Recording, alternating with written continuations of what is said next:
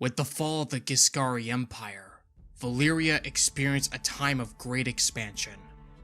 The 5 wars they waged on Ghis had awakened the Freehold's insatiable appetite for conquest, colonization, and more importantly, slaves. Within the burning mountains of the 14 Flames lied rich ores and precious minerals for which the Freeholders craved endlessly. While most claim that the Valyrian need for slaves derived from their need for copper, tin, gold, and silver that resided within these volcanic mountains, others say that the blood mages needed fresh sacrifices to temper the restless fires of the 14 Flames. Whatever their reasons might have been, it was beyond dispute that the Freehold expanded in all directions, to places where the Giscari had not. Along the shores of Essos, Valyria would establish cities which in the fullness of time would be known as the Free Cities. All of these cities had their own differing origins, beliefs, gods, and their own type of rulers, whether they be triarchs, archons, princes, or magistrates. Cities that were erected and ruled by the Freehold alone were represented by archons sent by Valyria, most often though on dragonback. However, the Free Cities were a notable exception, for they were independent from their mother.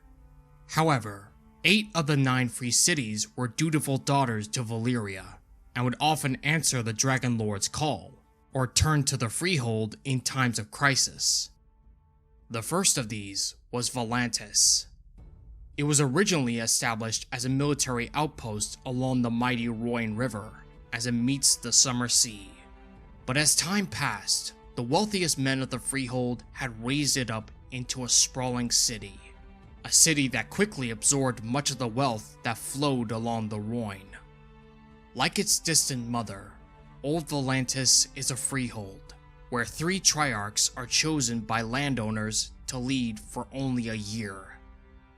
The city of Tyrosh was likewise established as a military outpost, originally raised to control shipping in between the Stepstones, a collection of rocky islands in between Dorne and Essos.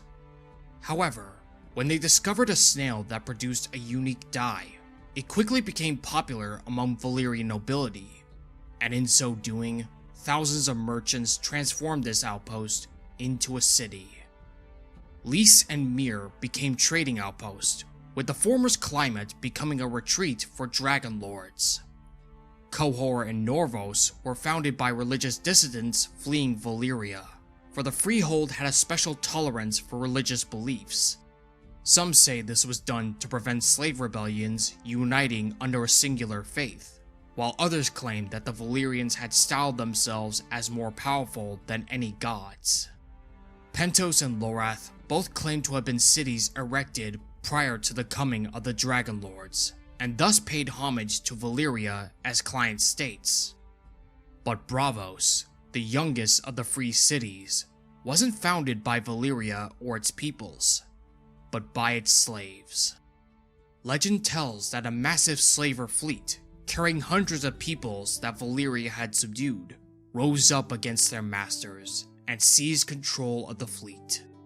With the guidance of the Moonsingers, these slaves had retreated far north, to a smoky lagoon, a place where no dragons could find. For centuries, these Braavosi hid from the Freehold, hiding their maps, coloring their sails, and lying to merchants about where they had came from. All that had ended with the unmasking, where a Braavosi Sea Lord had employed the Iron Bank of Braavos to enter into secret negotiations with Valyria. And in this, the key holders of the Iron Bank were successful, paying the descendants of the slave owners while refusing to pay for the slaves themselves. With peace assured, Braavos unveiled itself to the world. Due to its origins, Braavos has been known as the Bastard Daughter. As the Freehold sought more and more conquest and slaves, they came into conflict with many peoples. some of which would eventually turn their gaze to the sunset kingdoms of Westeros. The first of these were the children of the Rhoyne. As the mightiest river in the world, the Rhoyne stretches across most of western Essos and would be home to the mighty Rhoynar, a civilization near as powerful and ancient as Old Ghis. Fishers, traders, scholars, blacksmiths, and water wizards flourished along the banks of the river, whom they worshipped as Mother Rhoyne.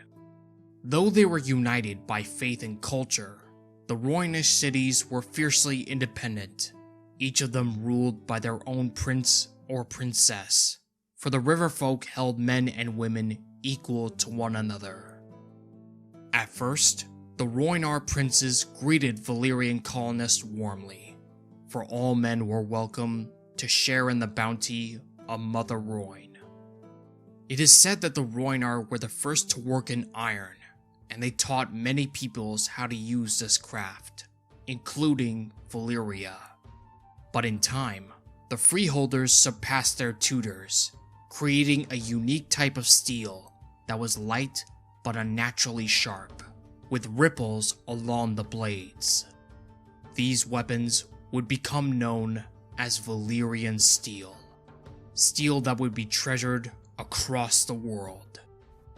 But as the centuries passed, the fellowship between the Valyrians and the Rhoynar would sour and grow to rivalry, as each new Valyrian city was raised along the river, usurping much of the wealth that flowed, particularly Volantis, where it absorbed all the wealth that came from the Summer Sea, whereas the Rhoynish city of Sarhoy saw its wealth dwindle. But despite the growing hostilities, peace prevailed, for a time. The second people that Valyria had contended with were the Andals. Originating from the axe, the Andals were originally a nomadic people, until they carved out a kingdom in the Velvet Hills of Andalos, a region where Pentos would eventually hold sway. The Andals were a quarrelsome, warlike people, but also pious, worshipping a god that possessed 7 faces: the father, the mother, the warrior, the smith, the maiden, the crone, and the stranger, who was both man and woman. Their holy teachings say that these 7 who were one once roamed Andalos in human form, and it was they who crowned Hugor of the Hills with a glowing crown, and foretold that he and his descendants would carve out kingdoms from lands across the Western Sea. But it wasn't gods that made the Andals flee Essos, but dragons. When the Valyrian Freehold encroached closer and closer towards Andal territory, they came into conflict with these zealous warriors. The most notable of these was Qarlon the Great, an Andal warlord who sought to unite all Andals under his rule. For a time he was successful, until he moved against the free city of Norvos, where he awakened the dragon's wrath. The Dragon Lords not only eviscerated Qarlon and his host, but they also scoured the entire Lorathi Isles with dragon flame. This atrocity has thus been known as the Scouring of Lorath. When they saw that resisting the Freehold was a futile endeavor, the Andals fled farther and farther west, reaching the very shores of Essos, where they at last mounted their ships and fled across the seas to the lands of the First Men. There they began their conquest of Westeros, subduing each kingdom one after the other, all save the north, the frigid, icy realm of the Kings of Winter, the Starks of Winterfell. Gazing back to Essos, the relationship between the Valyrians and the Rhoynar continued to sour, as tensions between the rival cities continued to become ever more rancorous. These series of rivalries finally came to a boil when the Valyrians netted and butchered a gigantic turtle that the Rhoynar had held sacred.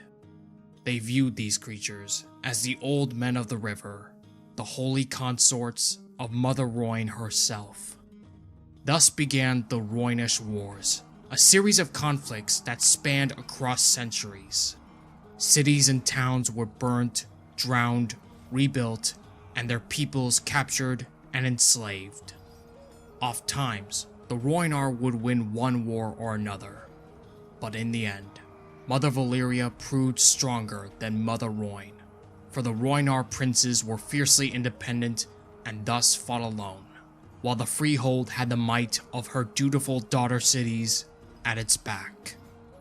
This series of conflicts finally came to a bloody climax during the Second Spice War, where the Valyrians and their Volantene cousins burnt down the port city of Sarhoy that lied across the Summer Sea.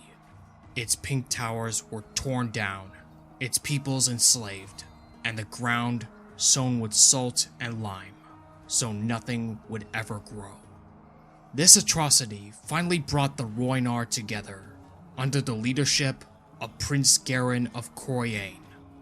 This warrior prince assembled an army of over 2,500,000 and marched against every Valyrian city on the river. First of these was Selhoris, where he defeated a Valyrian host of over 30,000 warriors. Then he moved against Velisar. At Volantheris, Garin encountered an army of over 100,000, 100 war elephants, and 3 dragon lords. But again, the prince emerged triumphant, but at grave cost. Thousands burned in dragon flame, though thousands more took shelter along the river, while their water wizards conjured waterspouts against the enemy dragons. 2 dragons were brought down by Rhoynish archers, while the last fled, wounded. Then, Mother Rhoyne rose enraged and destroyed half of Volantheris. In the wake of their victory, the Rhoynar proclaimed their ruler as Garin the Great as they marched towards Volantis. The Volantenes hid behind their black walls and sent a call to aid from Valyria. And this call, the Dragon Lords heeded. At Volantheris, Garin encountered 3 Dragon Lords. At Volantis, he contended with 300. The dragons descended upon Garin's host and burned it to ash. Some tried to flee to the river to fight the fires of Valyria, only to be drowned in the embrace of Mother Rhoyne. Prince Garin was captured and imprisoned in a golden cage at the command of the Dragon Lords, whilst he watched as his fellow countrymen burned or put to the sword. He would witness many more as the Valyrians marched north, scouring the river clean of all remaining Rhoynar cities. The last city to meet the dragon's wrath was Coriane, Garin's own city. The greatest city of the Rhoyne was sacked, scourged, and her people enslaved. In a final act of defiance, the prince cursed the conquerors, pleading for Mother Rhoyne to avenge her children. And so she did. The water flooded, and a fog of evil humors befell the Valyrians, and they soon began to die of grayscale, a disease in which hardens men's skin to stone and driving them into madness. The last of the princesses of the Rhoyne, Nymeria of Nysaur, gathered a fleet of over 10,000 ships and filled them full of women and children, and began an exodus that took them far from Mother Rhoyne. An exodus that would eventually take her and her people to the shores of Dorne, where she would eventually establish the Dornish Principality. The once proud Rhoynar, a civilization that had once rivaled Old Ghis, had been humbled, butchered, and brought low by the might of Valyria. Those who clung to the remains of the once proud Rhoynish cities were a sad, timid people, while river pirates prowled the shores, seeking prey, and plunder. With the flight of the Andals and the Rhoynar, Valyria became the undisputed power in western Essos. What began as a city of dragons and sorcerers had grown into a gleaming city, and by war and conquest, that city became the capital of a great empire that would control the known world. Valyria was the mightiest civilization known to mankind, either before or since.